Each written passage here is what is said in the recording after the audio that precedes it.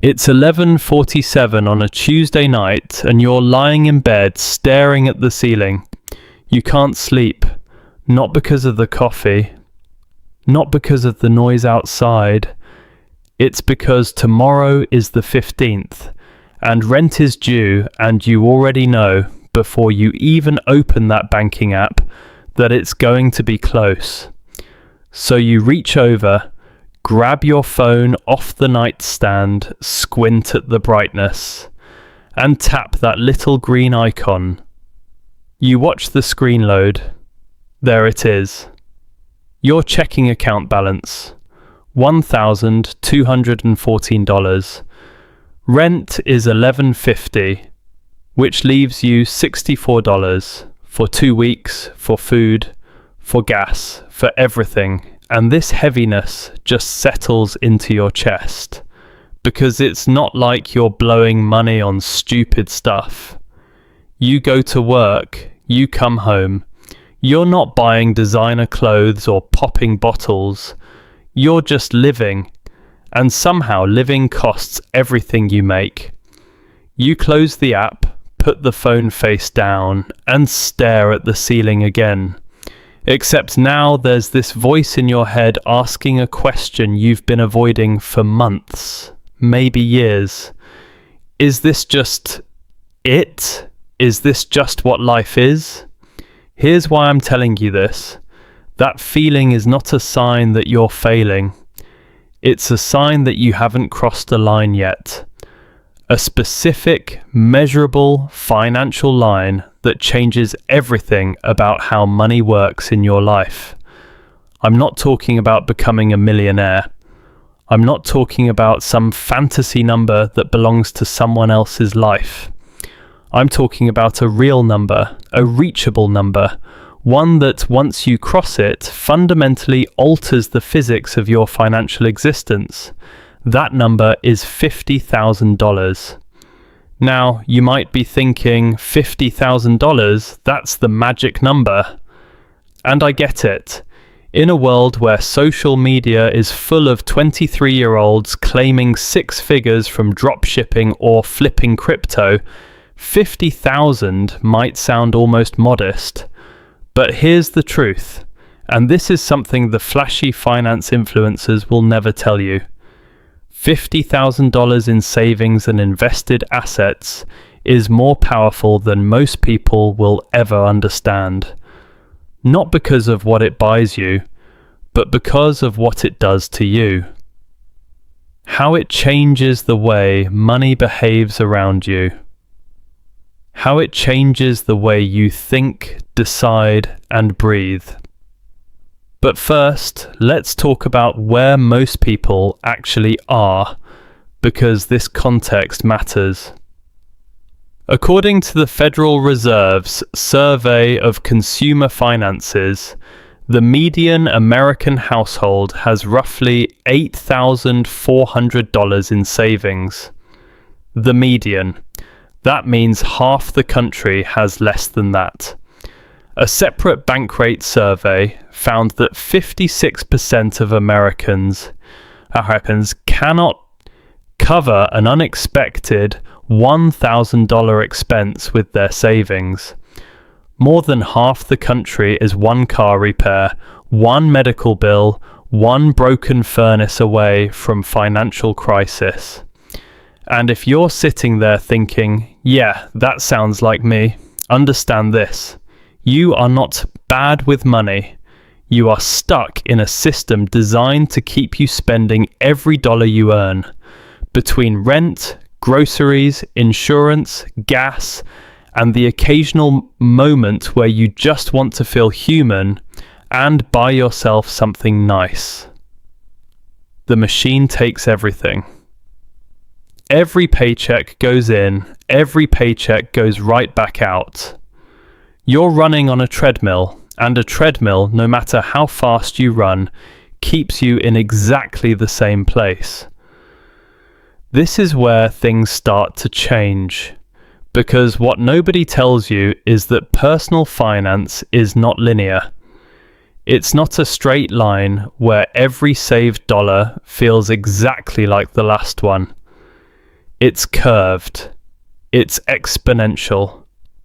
And the early part of that curve, going from 0 to your first real cushion of money, is by far the hardest, slowest, most frustrating stretch of the entire journey. Think of it like pushing a boulder up a hill. The first push, brutal. Your legs are shaking. The rock barely moves. You save $200 here, $300 there, and then life hits you with a flat tire or an ER visit, and that boulder rolls right back down. You start over, again, and every time it rolls back, a part of you whispers, "Why even bother?" But here's what's happening that you can't see. Every time you push, the hill is getting a little less steep, and there is a point, a very specific point, where the ground levels out, where the boulder stops fighting you and starts rolling on its own. That point is $50,000. Let me show you why with real numbers. Say you manage to invest $500 a month into a broad market index fund, something like an S&P 500 fund, historically returning about 10% per year, roughly 7% after inflation.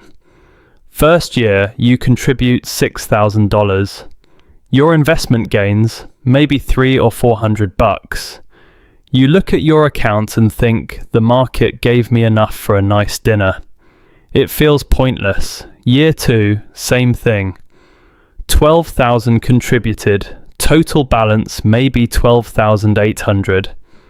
Growth is barely visible, but somewhere around month 80, just past 6.5 years, your account crosses $50,000. And here is where the math gets genuinely exciting. At $50,000 with a 7% real return, your money generates roughly $3,500 a year on its own, almost $300 a month. Your money just became a second saver. You're still contributing $500, but your money quietly adds $300 on top. You're effectively saving $800 a month, and only $500 comes from your paycheck. Next year, your balance grows to $57,000, then $65,000, then $73,000. The gap between what you contribute and what your money produces starts shrinking. Then one day, your money generates more per month than you put in. You've crossed the event horizon. The boulder isn't just rolling on its own. I seem stable and may as well. It's accelerating downhill. The first 50,000 is a war. The second 50,000 is a battle. The third 50,000 is a brisk walk. And everything after that feels like gravity is finally pulling in your direction. But the math is only half the story. The real transformation is psychological, and this is where it gets powerful. Think about how you make decisions right now. Every choice runs through a filter of scarcity. You don't take that job in the new city because what if it fails and you can't afford to move back? You don't start that side business because what if you invest $2,000 and lose it? You don't leave the job you hate because you're 2 missed paychecks from disaster. You don't negotiate your salary harder because you're terrified they'll rescind the offer. Fear makes every decision for you. And that fear has a name. It's called having no margin, no buffer, no room to fail. Now imagine those same decisions with $50,000 sitting in your account. Your boss is toxic and the work is destroying your soul. You can leave, not recklessly, calmly, strategically. You have nearly 10 months of expenses saved. That startup idea you've been sitting on. You can test it because a failed $2,000 experiment no longer threatens your existence. That higher paying job across the country, you can take the risk. Even if it goes sideways, you have a net beneath you. Look, a study from Purdue University by researcher Andrew Jebb found that emotional well-being increases sharply with income up to about $75,000 a year. But most people miss the deeper insight. It's not about income itself. It's about the security that income provides. And you can hack that threshold. $50,000 in savings makes a $45,000 salary feel like $75,000. The cushion closes the gap. The safety net changes your brain chemistry. And this is literal neuroscience. Financial stress activates your amygdala, the brain's fear center. Living paycheck to paycheck keeps you in constant low-grade fight or flight. Cortisol stays elevated.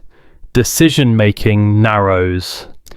Researchers at Princeton found that financial scarcity reduces cognitive bandwidth by the equivalent of 13 IQ points. You are literally less intelligent when you're broke. Not because you lack ability, because your brain is burning every resource, just keeping you afloat.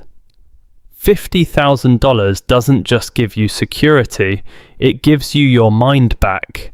Better thinking leads to better decisions, which leads to more money, which leads to even better decisions.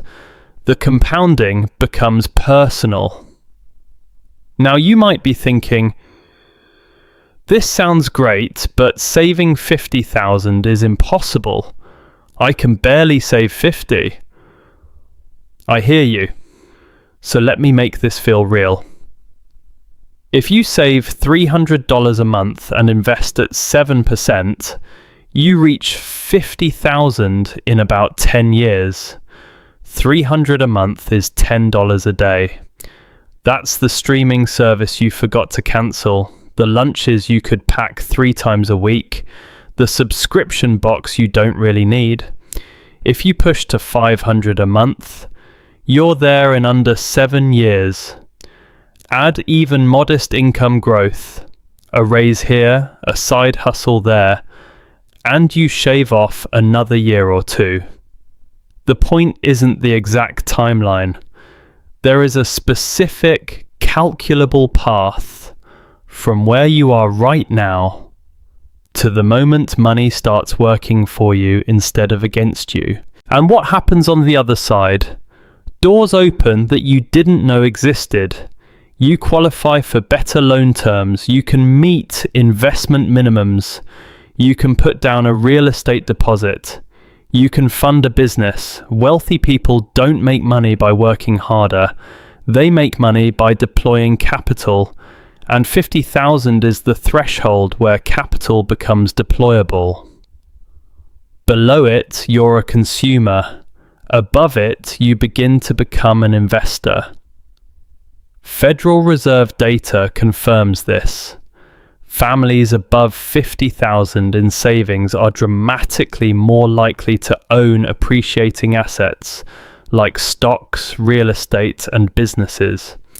Families below that line have their net worth tied up in things that lose value. Not because of bad choices, because they never reach the altitude where better options become available. And this is where I need you to really hear me. Everything I've said so far is information. And information without action is just entertainment.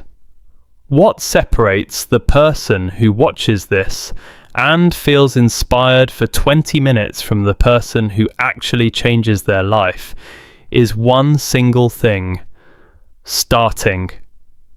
Not tomorrow. Not January 1st. Not when you get a raise. Now. Even if it's $50. even if it's 20. Because $20 invested today isn't about the $20. It's about becoming the kind of person who builds instead of just spends. Every wealthy person you've ever admired was once exactly where you are, staring at a balance that felt too small, wondering if the effort was worth it. The difference is they started anyway. They pushed the boulder when it felt pointless. They kept going through the long, unglamorous middle, where nothing seemed to happen. Until one day they looked up and it was rolling on its own. $50,000. That's the line where money stops being something you chase and starts becoming something that grows. Where you stop surviving and start building. Where the entire physics of your financial life shifts in your favor. The math is right in front of you. The path is real. The only question left is yours. Are you going to keep lying in bed staring at the ceiling, or are you going to push? The boulder is waiting. And the moment you start, it will move.